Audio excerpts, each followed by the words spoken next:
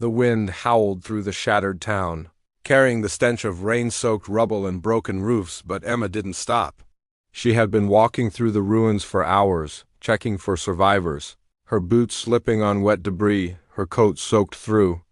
The storm had passed hours ago, but its devastation remained, twisting the familiar streets into a nightmare of splintered wood and shattered glass. Every corner she turned revealed another heartbreaking scene: a family portrait lying face down in the mud, a child's toy half buried under a collapsed wall. The silence was deafening, punctuated only by the drip of water and the creak of stressed metal. Emma's hope was beginning to wane, a cold dread seeping into her bones that felt colder than the rain. She called out, her voice raw, "Is anyone there? Can you hear me?" But only the wind answered. That's when she heard it, a faint, desperate cry. Her heart stopped for a moment. It was small, weak, almost lost under the groaning of the ruined buildings. For a second she thought she'd imagined it, a cruel trick of the wind. But then it came again, a fragile sound piercing the gloom. Emma's exhaustion vanished, replaced by a surge of adrenaline. She followed the sound, moving carefully over fallen beams and torn metal, her eyes scanning every shadow. The cry led her to what was once a small, blue house, now just a heap of splintered lumber and shattered plaster. She had to climb over a collapsed wall, her hands raw from gripping jagged wood. The sound was stronger here, coming from a dark corner of the wreckage. There, in the corner, under a soaked blanket, lay a tiny baby, no older than a few months, shivering and crying with cold and fear. The blanket was heavy with rain, and the child's face was streaked with dirt. Emma's hands trembled as she picked the child up, pressing it against her chest. The baby's small body fit perfectly, and the soft whimpers slowly calmed as Emma whispered soothing words she barely remembered from years ago. It's okay, you're all right. I've got you." The baby's tiny fists uncurled slightly, its cries softening to a little hiccup. She looked around. There was no one else, no sign of family, nothing but devastation. The house was completely gone, and it was impossible to tell where the nursery might have been. Determination surged inside her, a fierce, protective instinct she hadn't felt in a long time. This tiny, vulnerable life depended on her. She wrapped the baby in her coat as best she could, creating a warm, dry cocoon against her body. Then she began moving through the ruined streets, her steps now filled with a renewed purpose.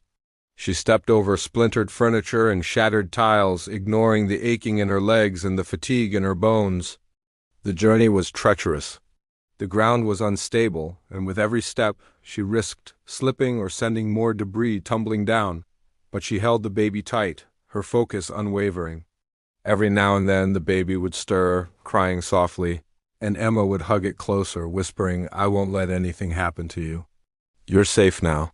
Hours passed, but Emma refused to rest. The sun was beginning to set, casting long, eerie shadows across the wasteland that was once her town. She knew she had to find help before dark. She remembered hearing about a relief camp being set up on the outskirts of town near the old community hall. That became her destination, her single point of focus.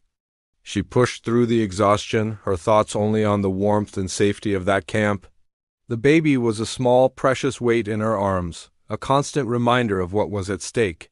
Finally, through the gloom, she saw the faint glow of portable lights and the silhouette of tents. A wave of relief so powerful it almost buckled her knees washed over her.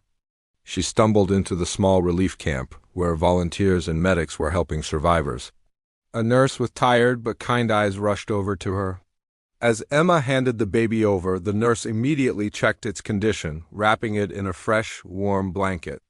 Emma finally allowed herself to breathe, a deep, shuddering breath she hadn't realized she was holding.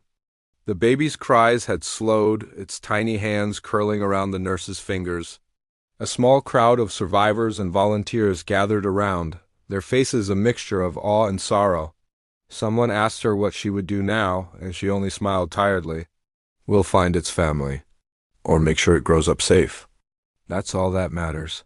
Her words hung in the air, a simple statement of profound love and commitment. That night, as rain began to fall again lightly, Emma sat under a tarp, sipping a cup of hot soup someone had pressed into her hands. She was exhausted, but a deep sense of peace settled over her. She watched the medics tend to the baby, now sleeping peacefully in a makeshift crib. In the midst of so much destruction and loss, a single life had been saved. It felt like a small victory against the storm's immense power, a testament to the resilience of the human spirit.